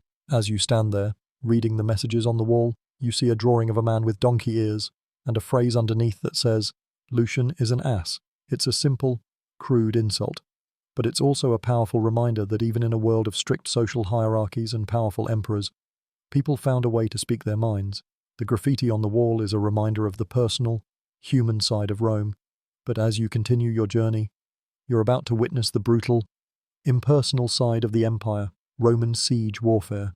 You find yourself at a simulated training ground for a legion, a place where they practice for the real thing. It's a terrifying display of military might. A carefully choreographed dance of destruction. The centerpiece of the training is a massive siege tower, a tall wooden structure on wheels, that the soldiers are pushing toward a makeshift wall. The Romans were masters of siege warfare, and they had a whole arsenal of specialized tools for the job. You see a catapult, or catapulta, a massive machine that looks like a giant slingshot. It's designed to hurl heavy stones at a city's walls, hoping to create a breach.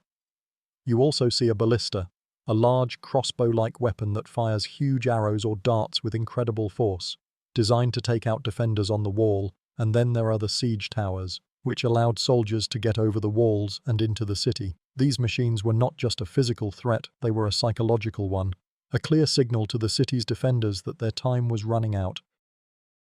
A mainstream historical fact is that the Romans were masters of building fortifications. Their camps were meticulously planned and built in a matter of hours, and their siege works were often just as impressive. A famous example is the siege of Alesia, where Julius Caesar built a massive wall around the city to starve it out, and then built another wall around his own army to protect it from a relief force. But a quirky, fringe tidbit is that the Romans would sometimes use pigs as a weapon of war. They would cover the pigs in pitch, set them on fire, and then send them running toward the enemy's war elephants. The panicked elephants would then run in the opposite direction, often trampling their own soldiers. It's the kind of thing that makes you think of a medieval prank, but with a much more devastating outcome. Historians still argue whether the brutality of Roman siege warfare was a necessary evil for a growing empire or a sign of a society that had lost its moral compass. It's a debate that touches on the very nature of conquest. On one hand, the Romans' efficiency in siege warfare allowed them to conquer new territories and expand their empire. On the other, the destruction and loss of life that resulted were often immense. As you watch the soldiers practice, you realize that the peaceful, orderly city you've been walking through is built on a foundation of military might and technological superiority. The siege engines are a powerful reminder that Rome's power isn't just in its laws and its trade, it's in its ability to crush its enemies. The thunderous clatter of the siege engines and the shouts of the soldiers are a world away from the quiet, starlit night that is now settling over Rome. You look up at the sky, and you're reminded that the Romans weren't just practical engineers and brutal soldiers, they were also deeply spiritual and superstitious. They believed that the stars held the key to their destiny, and astrology was a very real part of daily life. This wasn't just a fun little hobby, it was a serious field of study. And a lot of Romans believed that their fate was written in the heavens. You see a man on the street, huddled over a clay tablet, a small oil lamp casting a dim light on his face. He's an astrologer, or mathematicus, and he's charting the position of the stars and planets. He's not just doing this for his own amusement, he's working for a client. The client, a wealthy merchant, wants to know the best time to launch a new business venture. The astrologer would use a complex system of calculations and observations to create a horoscope, a detailed chart of the celestial bodies at the time of a person's birth. This horoscope would be used to predict a person's future, and it would guide their decisions for the rest of their lives. A mainstream historical fact is that astrology was so popular that even emperors had their own personal astrologers. The Emperor Augustus, for example, had a well-known fascination with the stars, and he even had his own horoscope on public display. But a quirky, fringe tidbit is that the Romans believed that certain stars and planets were associated with different gods. The planet Jupiter, for example, was associated with the king of the gods, and the planet Mars was associated with the god of war. So, if you were born under the sign of Mars, you might be destined for a career in the military. It's a bit like a modern-day personality test, but with a lot more divine intervention and a lot more at stake. Historians still argue whether the Roman fascination with astrology was a sign of intellectual decline or a natural continuation of their deep-seated religious beliefs. It's a fascinating debate. On one hand, it seems a little irrational to believe that your life is controlled by the stars. On the other, it was a way for the Romans to make sense of a chaotic and often brutal world, a way to find a sense of order in the universe. As you look up at the night sky, you realize that you're not just looking at a beautiful collection of stars, you're looking at a celestial map of Roman hopes, fears, and dreams. The stars may hold the secrets to destiny, but on the ground, the city of Rome is still a very physical place with very physical problems, and none is more pressing or more aromatic than the issue of sanitation. You walk through a residential area, and you are immediately struck by the smell. It's a mix of rotting garbage, human waste, and unidentifiable organic matter. The streets aren't the pristine marble walkways you might have imagined, they are often littered with refuse, a dumping ground for the city's inhabitants. The Romans had a sewer system, the Cloaca Maxima you remember from our first section. But it wasn't a modern one that connected to every house, it was a massive, open-air channel that ran through the city, primarily to drain swamps and carry away rainwater. Human waste from the public latrines and some wealthy homes would empty into it. But for most people, it was a much more informal system. They would simply throw their garbage out the window and onto the street below. A mainstream historical fact is that the Roman state had a department of sanitation, the aediles, who were responsible for keeping the city clean. But a quirky, fringe tidbit is that they often failed spectacularly. The streets were so dirty that a Roman legal text, the Digest, contains a law that states that if a person is injured by something thrown from a window, they can sue the person who threw it. It's the kind of thing that makes you think of a modern-day lawsuit, but with a lot more trash and a lot more danger. Historians still argue whether the Romans' lack of effective sanitation was a cause of widespread disease or if the use of clean water from the aqueducts mitigated the worst of it. It's a fascinating debate. On one hand, the streets were a breeding ground for germs and disease. On the other, the constant flow of fresh water in the fountains and bathhouses provided some relief. You walk carefully, trying to avoid a puddle of something you don't want to think about. You see a family throwing a bucket of what you can only assume is garbage out of their insular window, and you wince as it lands with a wet splat on the street. It's a powerful reminder that while the Romans could build magnificent temples and aqueducts, their daily lives were often a lot more, well, messy. The stench of the city fades as you get closer to the coast. You've journeyed beyond the city proper, and now you stand on the shores of the Mediterranean Sea, looking out at a vast, shimmering expanse. The Romans, you remember, called it Mare Nostrum.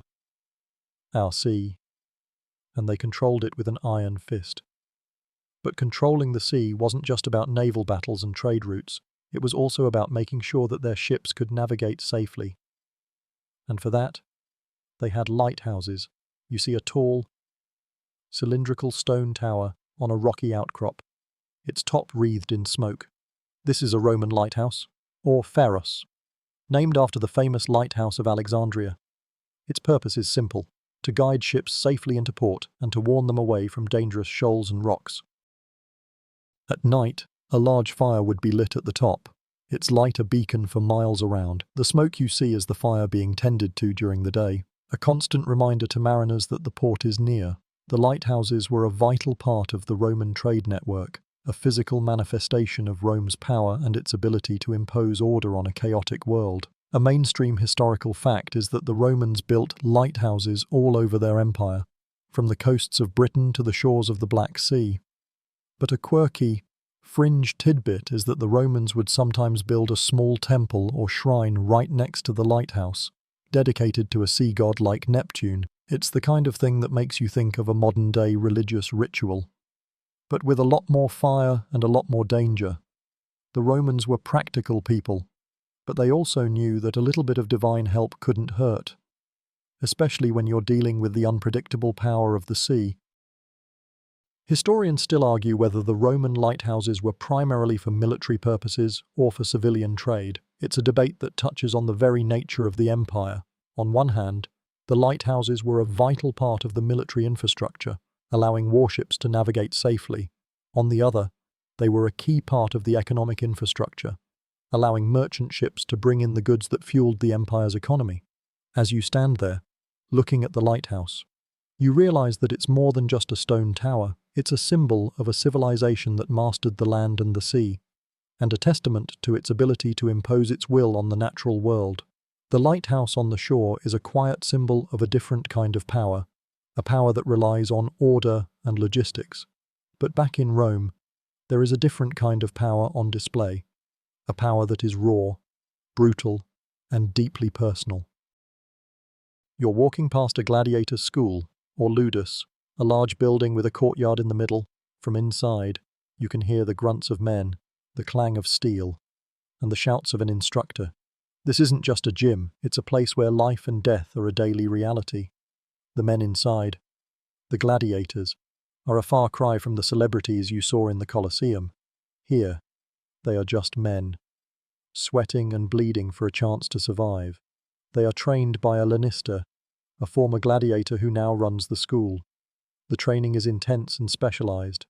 A man might be trained to be a mirmillo, with a large shield and short sword, or a retiarius, with a net and a trident. They are not just taught how to fight, they are taught how to fight to the death. A mainstream historical fact is that gladiators were often fed a special diet of barley and beans, a diet so rich in carbohydrates that they were sometimes called horderii, or barley eaters. This diet, which was high in calories, was believed to help them build up fat, which would protect their vital organs from shallow cuts.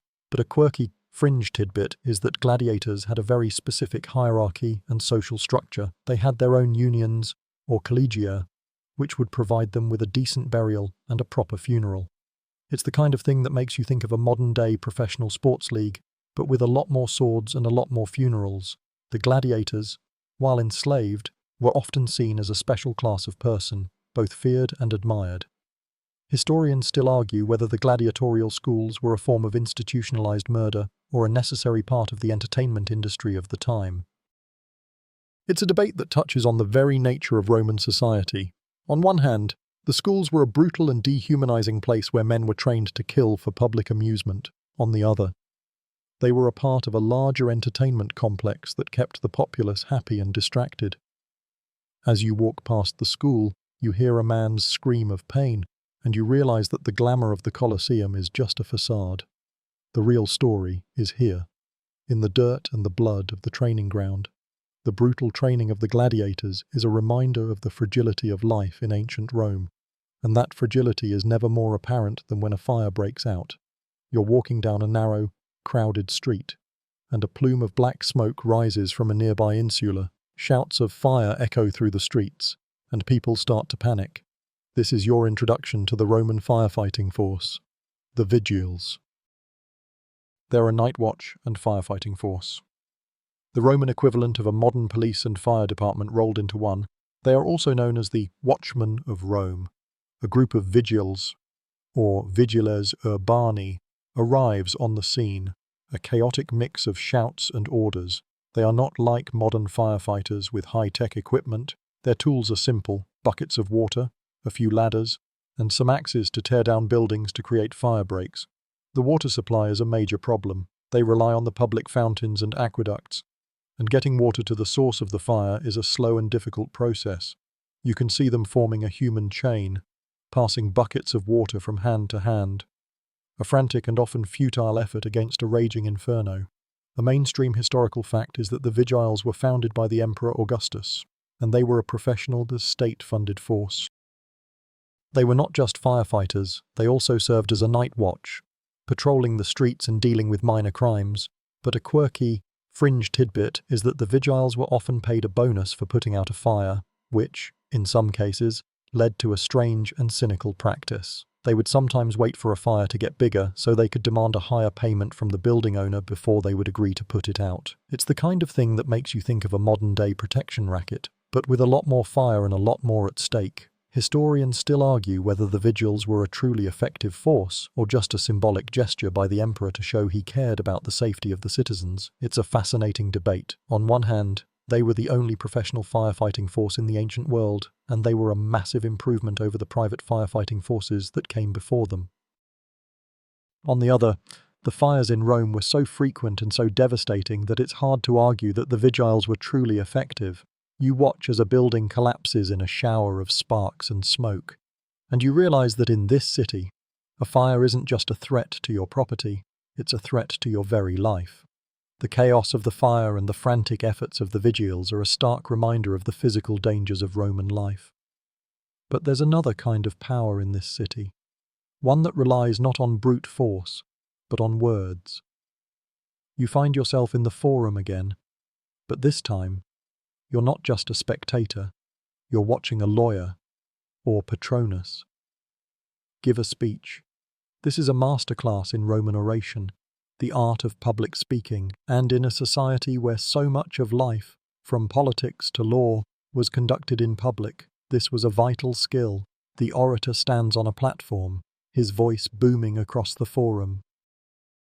He uses a series of hand gestures, facial expressions, and changes in tone to emphasize his points.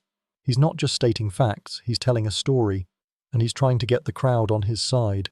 He's using a series of rhetorical devices, or tropes, to make his speech more persuasive. He's using hyperbole, or exaggeration, to make his opponent seem ridiculous. He's using irony, or saying the opposite of what he means, to mock his opponent. It's a bit like a modern-day political debate, but with a lot more pomp and a lot more drama. A mainstream historical fact is that the Romans saw rhetoric as the pinnacle of a good education. A wealthy Roman boy would spend years studying with a rhetorician, learning the art of persuasion. This was a prerequisite for a career in law or politics, as success in these fields depended on your ability to sway a crowd. But a quirky, fringe tidbit is that Roman orators would often carry a small handkerchief, or sudarium, to wipe the sweat from their brow. This wasn't just for hygiene, it was a way to add a bit of drama to their speeches. They would wipe their brow, take a deep breath, and then launch into their next point. It's the kind of thing that a modern-day public speaker might do with a glass of water. Historians still argue whether Roman oration was a genuine form of democratic expression or a tool for the elite to manipulate the masses. It's a debate that touches on the very nature of power. On one hand, a good orator could rise from humble beginnings to become a powerful figure in Roman politics. On the other, the best orators were often the ones with the most money and the best connections. As you watch the lawyer speak, you realize that in this city, words are a weapon. They can be used to defend the innocent, to condemn the guilty, and to shape the course of the empire. You remember the training of the soldiers from Section 5, and you realize that in Rome, the pen, or in this case, the tongue, is just as mighty as the sword. The power of words in the forum is a force to be reckoned with. But you're about to see a different kind of storytelling, one that's told in stone, not speeches. You enter a wealthy Roman home, a domus like the one you saw in section 3, but this time you're inside. The walls are covered in beautiful frescoes, but your eyes are drawn to the floor. It's a stunning mosaic, a picture made from thousands of tiny coloured stones, or tesserae, meticulously arranged to create a detailed scene. This isn't just a floor covering, it's a work of art, a form of decoration that tells a story and shows off the owner's wealth and taste. The mosaic you're looking at depicts a scene from Greek mythology, a sea god with his trident. Surrounded by fish and other sea creatures, the colours are vibrant, and the details are so fine that it's hard to believe it's made from tiny stones. This kind of intricate work was a specialty of skilled artisans who would spend months, or even years, on a single floor. A mainstream historical fact is that Roman mosaics were a direct continuation of Greek art, but the Romans took the art form and made it their own, using it on a scale that was unprecedented. But a quirky, fringe tidbit is that the Romans would sometimes create a mosaic of a dog right at the entrance of their homes, with the words cave canem underneath, which means beware of the dog. It's the kind of thing that makes you think of a modern-day security system, but with a lot more artistry and a lot more danger. Historians still argue whether Roman mosaics were a genuine expression of artistic creativity or a form of conspicuous consumption, a way for the wealthy to show off their money and their knowledge of Greek mythology. It's a debate that touches on the very nature of art. On one hand, the skill and artistry of the mosaics are undeniable. On the other, the subjects of the mosaics are often chosen to reflect the owner's social status and his intellectual superiority. As you stand there, looking at the mosaic, you realize that it's more than just a picture, it's a message. It's a message that says, I am wealthy, I am educated, and I am a part of a great culture.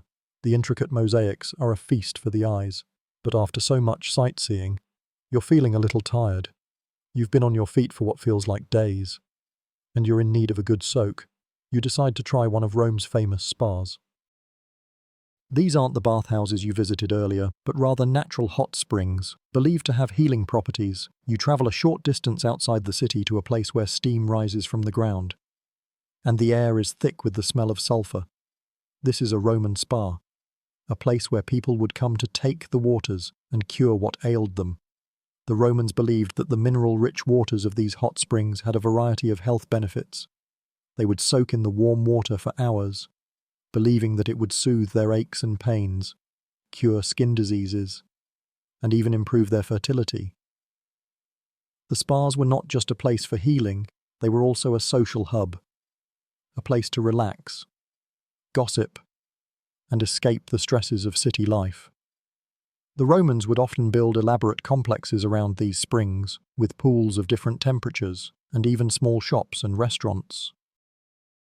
A mainstream historical fact is that the Romans were masters of harnessing natural resources for their own benefit. They would often build aqueducts to channel the water from the springs to the spas, and they would build complex heating systems to keep the water at a constant temperature.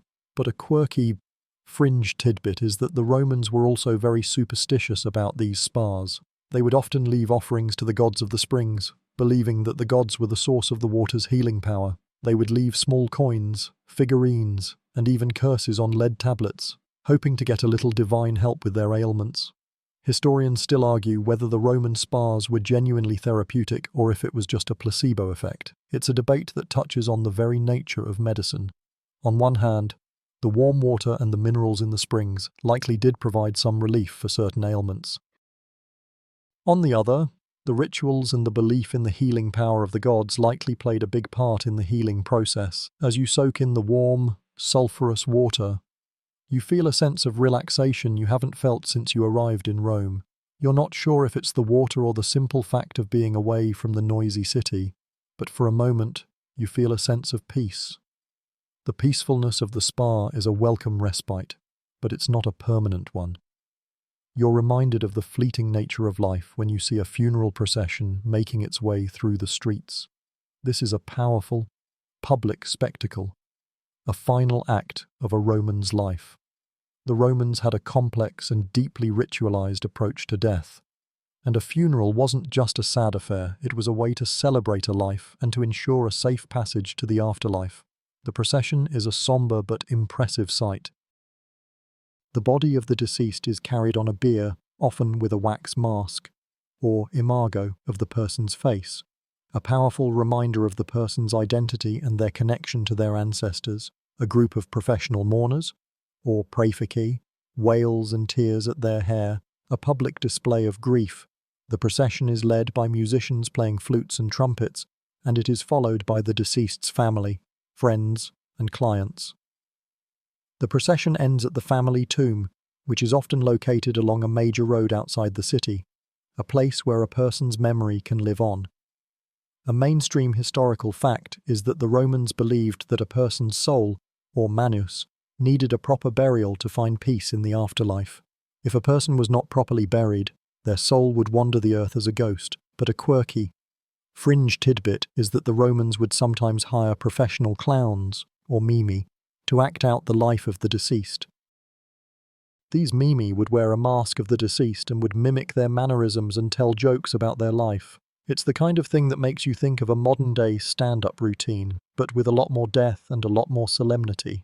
Historians still argue whether Roman funerals were a genuine expression of grief or a public performance designed to enhance the social standing of the family. It's a debate that touches on the very nature of human emotion. On one hand, the grief of the family and friends was likely very real. On the other, the elaborate processions and the professional mourners were clearly a way for the family to show off their wealth and their importance. As you watch the funeral procession, you're reminded that death, like life, is a public spectacle in Rome. It's a final performance, a way for a person's life to be remembered and their social standing to be reinforced. The procession is a beautiful and somber sight, a final act of a life lived in the heart of the Roman Empire. The solemnity of the funeral procession fades as you find yourself in a quiet, secluded space. This is a Roman garden, or hortus, a peaceful oasis in the middle of the bustling, noisy city. It's a stark contrast to the chaos of the streets, a place of order, beauty, and quiet contemplation. The Romans, you realize, were not just a people of public spectacles and grand monuments, they also valued the simple beauty of nature. The garden you're in is meticulously planned. There are rows of cypress trees, a small fountain at the center, and a series of raised beds filled with fragrant herbs and colorful flowers. The Romans would often use a variety of plants in their gardens, from vegetables and fruits for food to roses and violets for decoration. They would also use a variety of architectural features, like statues, fountains, and small temples, to create a sense of harmony and order.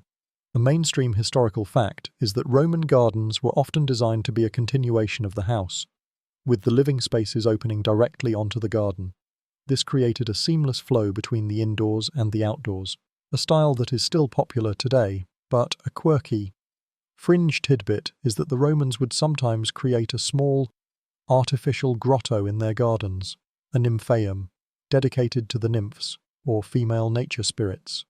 These grottos, which often had a small fountain or a stream running through them, were a place to relax and escape the heat of the summer sun. It's the kind of thing that makes you think of a modern-day water feature, but with a lot more mythology and a lot more divine intervention. Historians still argue whether the Roman emphasis on gardens was a genuine love of nature or a status symbol, a way for the wealthy to show off their money and their taste. It's a debate that touches on the very nature of human motivation. On one hand, the gardens were clearly a place of peace and beauty. On the other, the cost of maintaining a large garden, with its enslaved gardeners and its complex water systems, was immense. As you sit on a stone bench, listening to the gentle sound of the fountain, you realize that the garden is a reflection of the Roman mind, a love of order, a respect for nature, and a deep appreciation for the finer things in life. The peacefulness of the garden is a beautiful contrast to the public life of Rome, and you're about to witness the most public, most celebratory event in the Roman calendar, a triumph. A general, or triumphator, has just returned from a successful military campaign, and the Senate has granted him the highest honor a Roman can receive. This isn't just a parade, it's a meticulously planned procession that is both a celebration of victory and a powerful display of Roman power. The procession begins outside the city walls, where the general gives a speech to his troops. Then, he leads them through the city, entering through a triumphal gate. He is not in his military armor, but in a purple and gold toga, a laurel wreath on his head.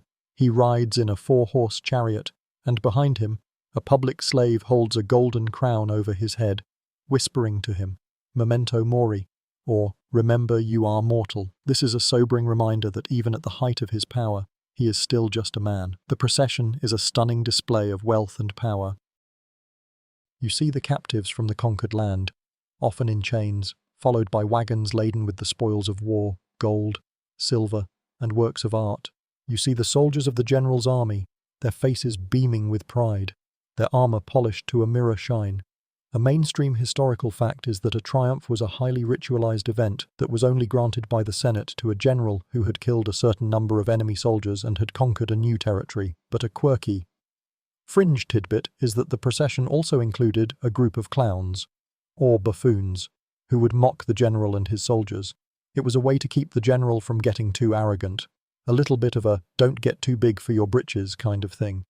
Historians still argue whether the Roman triumph was a genuine celebration of military victory or a cynical piece of political propaganda designed to glorify the emperor and the state. It's a debate that touches on the very nature of power. On one hand, the triumph was a genuine expression of national pride and a way to honor a great general. On the other, it was a way for the emperor to reinforce his own power and to remind the populace that he was the source of all military success. As you watch the general ride past, his face a mix of pride and humility, you realize that the triumph is a powerful symbol of the Roman way of life, a culture that valued military success, but that also had a deep-seated fear of hubris. The triumph is the peak of Roman power, a moment of unbridled celebration. But as all things must, it too must come to an end. The soldiers, the chariots, the captives, they all fade into the city. And the silence returns. And in that silence, you are left with a final, lingering question. How could a civilization so grand, so powerful, and so meticulously organized eventually fall? This is the central question of Roman history, and it's a question that has puzzled historians for centuries. There is no single answer, no one event that you can point to and say, "That's it." The fall of the Roman Empire was a slow, agonizing process that was a result of a complex web of factors. One of the most popular theories is that of economic decline. The empire became too large to be effectively managed, and the costs of maintaining a massive army and bureaucracy became too great. The debasement of the currency, which we talked about in section 14, led to inflation, and the vast trade network began to break down. Another theory points to political instability. The empire was plagued by a series of weak and corrupt emperors, and the constant civil wars and assassinations led to a loss of public trust in the government. The power of the Senate declined, and the military became the true power brokers in Rome. A mainstream historical fact is that the Roman Empire was not a single entity that fell at once. The Western Roman Empire, with its capital in Rome, fell in 476 AD, but the Eastern Roman Empire, with its capital in Constantinople, continued for another 1,000 years, a testament to the resilience of Roman institutions. But a quirky, fringe tidbit is that some historians have pointed to the Romans' love of lead-sweetened wine as a contributing factor. They argue that widespread lead poisoning, while not a single cause, may have contributed to a decline in the mental and physical health of the population. It's a fascinating, if a little far-fetched, theory that makes you think back to that slightly odd-tasting wine from section 23. Historians still argue whether the fall of the Roman Empire was a single, catastrophic event or a long, slow decline. The truth, as is often the case, is somewhere in the middle. It was a combination of factors, a perfect storm of military defeats, political corruption, and economic problems that eventually led to the empire's demise. As you stand in the darkening city, you're left with a sense of the immense weight of history, the city you've been exploring, with all its triumphs and tragedies, its beauty and its brutality, its contradictions and its complexities, is a testament to the human spirit. It is a world that you would not last a day in, but it is also a world that has shaped our own in countless ways. The moon is high in the sky now, casting a soft, silvery light over the city. The sounds of the day have faded, And the city is a lot quieter now. The air is still and cool, and a gentle breeze rustles the leaves of the trees. The city, which was once so loud and chaotic, feels peaceful now. A silent monument to a civilization that once ruled the world. Your journey through its history is at an end. It's time to let the images of the Colosseum, the gladiators, the senators, and the humble farmers fade away. The sounds of the bustling forum and the training fields are just echoes now. Let the silence of the night take over. Close your eyes and let your mind drift. You are safe now. All is calm. Let go of the day and let yourself fall into a deep, peaceful sleep. Sweet dreams. End of script. Sweet dreams.